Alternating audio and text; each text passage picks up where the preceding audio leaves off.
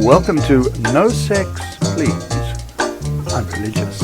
For 2,000 years and more, religion has had its own way with sex. The greatest battle it has ever faced is how to control the masses who love it. And so began the story of shame and disgust and dishonour. Forget he who must be named, but never forget it that must always be kept undercover. We are back for another No Sex, Please, I'm Religious podcast. And today we've got a really serious one to share.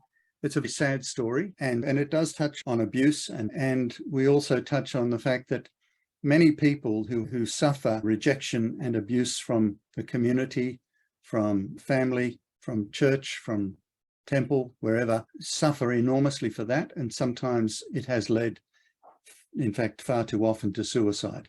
So if anybody is troubled by what we present today, let me encourage you to call local support networks. In Australia, we have Lifeline as one of the primary ones, and there are always people there who can talk to you and help you at a time when you need. A few years ago on Facebook, I came across a page, and I don't even know how I came across it, but it was called Silentium, which is Latin for silence. And the story that you can find on that page, and I'll put a link to it on the Facebook page, is about two young men who were resident at the Catholic College at Sydney University in Sydney. They were gay men and they'd been abused in various ways, mainly verbally and mockery and so on. And one day they were taken by a group of people. They didn't know who they were. They physically abused them. They left them in a dreadful state after violating them with implements. And then they put them in the back of a car, in the boot of a car. They drove them naked to the park in Sydney, the Royal National Park, drove up what was a dirt road back then. This would be probably in the early 1960s, late 50s perhaps. And they were put out into a ditch. One man was traumatized by it. He was left in a fetal position, and his friend tried to encourage him to come with him, but he couldn't.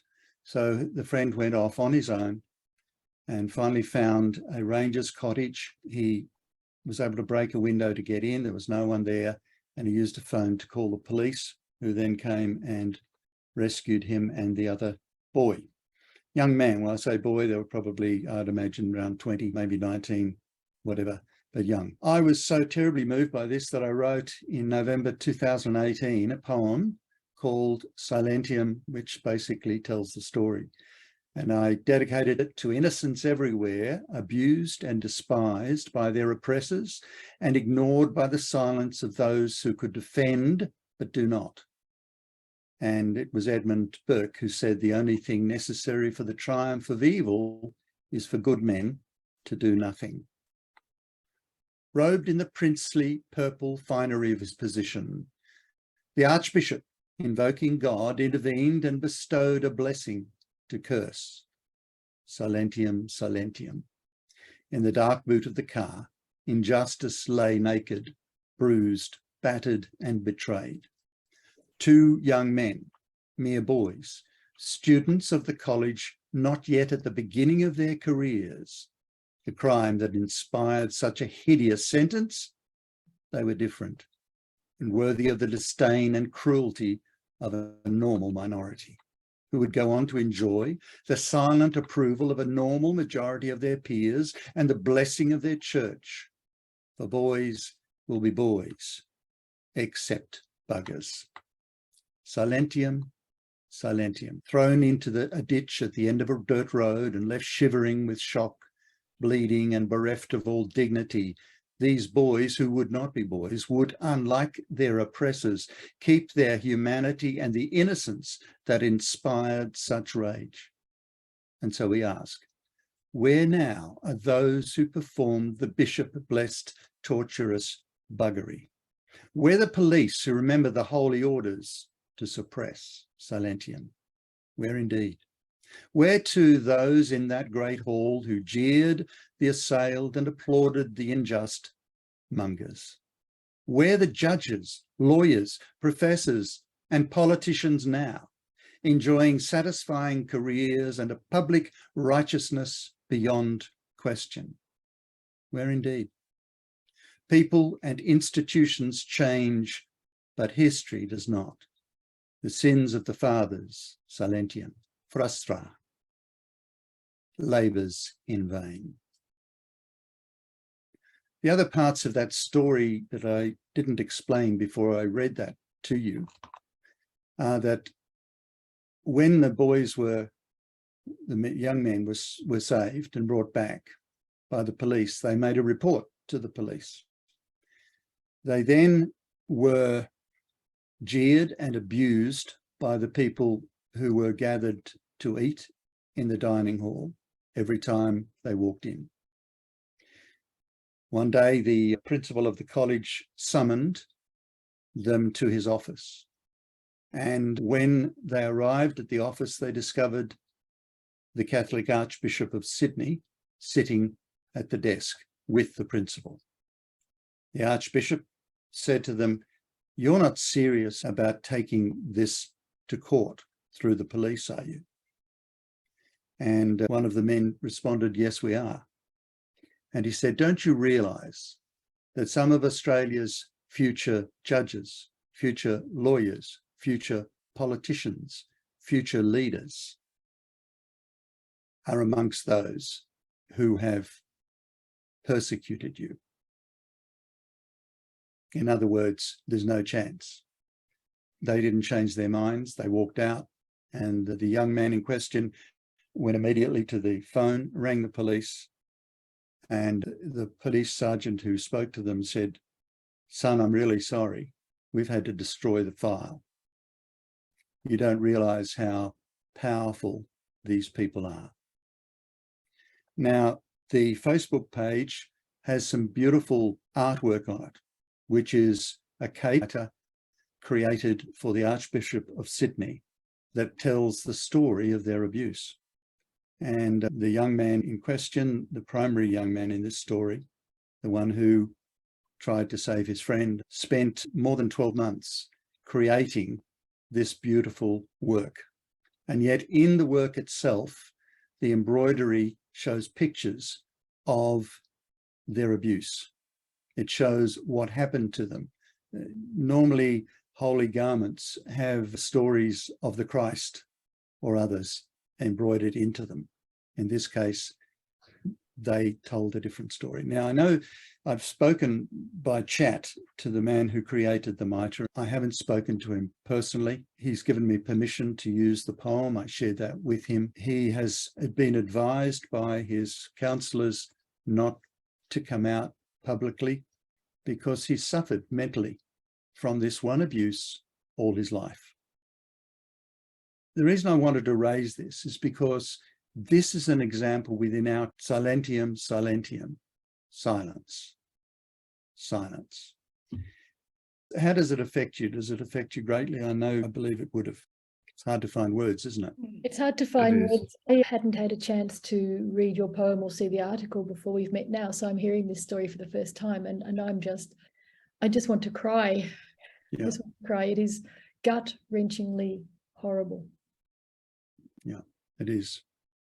I was so angry when I read it. I was so angry. I just wanted to shout from a rooftop somewhere, scream the word justice. I couldn't even begin to imagine how an archbishop could cover up, how anyone to do with the church could allow such things to happen, and which is not just naive, it's not really naivety, I know it happens all the time, but it never ceases to make me absolutely unbelieving that it should happen. And I think it should be like that, because if I stop feeling like that, I've given in to what's going on. And I certainly know during the uncovering of all of the abuse in the Catholic Church, good Catholic friends of mine who teach in Catholic colleges, just so heartbroken, so shattered. Yeah.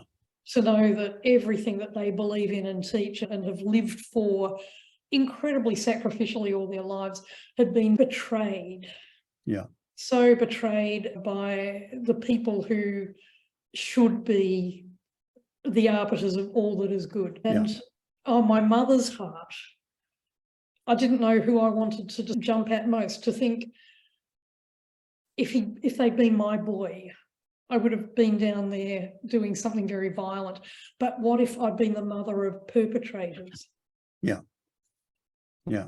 How do you teach your children to have that love and respect for all people that stands firm even against what must have been massive peer pressure? And to hear that there were girls in the gallery, I think that the young guys were 18, so back then they would have been boys. Yeah, absolutely. And girls in the gallery cheering on the rapists. It's awful. How do we fail to teach our children respect for other people that can stand firm even in the face of massive peer pressure? And the trouble is that even though this happened so many years ago, in some cases it still happens, and the battle for people who have suffered abuse, either through the church or through organisations or through other places, for their voices to be heard has been so difficult. And again, it's this Silentium thing that people don't speak up. Yep. And we all are guilty of that at some point, aren't we? And Jim, did you want to say something on this? Yeah, look, I resonate with what Kath and Meryl have said, and how can you find words, but I will. I spent 4 years in a boarding school in the late 60s, and I know what it's like to live in fear and by your wits when you've got bullies and people that are vulnerable, and at times vulnerable yourself. So I feel something for these men that experience that and have some inkling, small inkling of just how that puts you at a heightened sense of awareness and defense, having to live off your wits really to stay safe.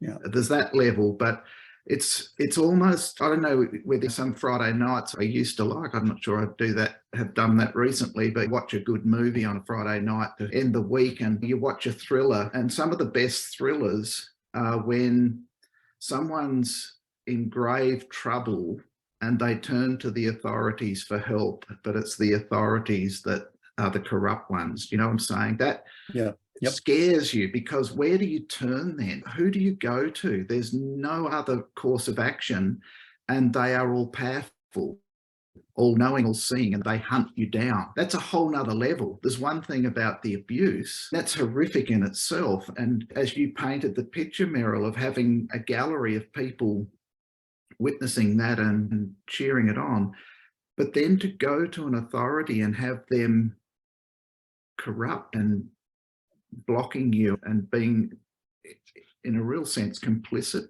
with that, where do you go? You've got nothing left in the world of where you can seek justice.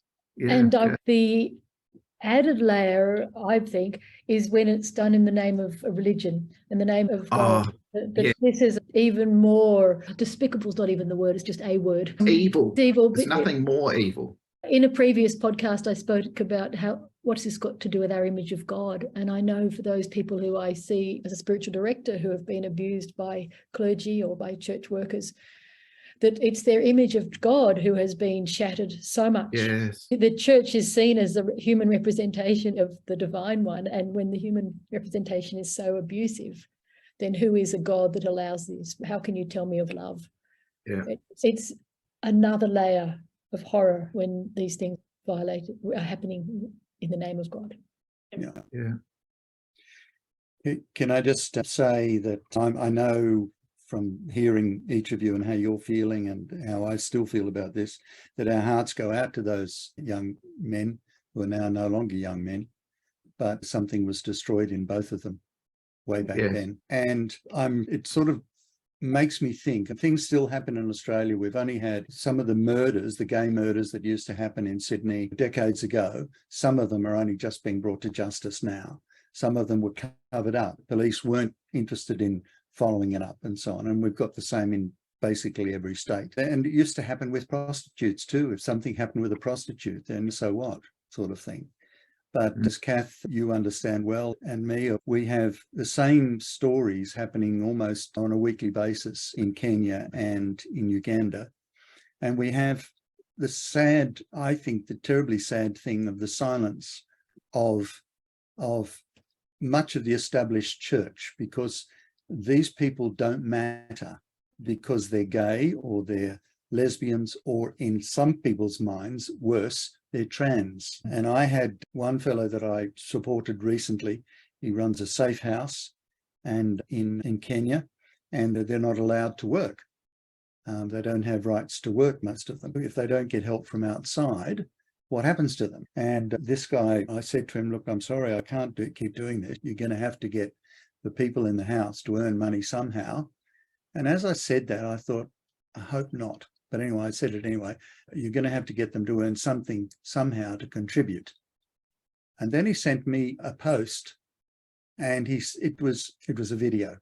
And he said he showed me what he's had to do in the past to get people to give money from other countries. And it's sex work. And how else do you diminish?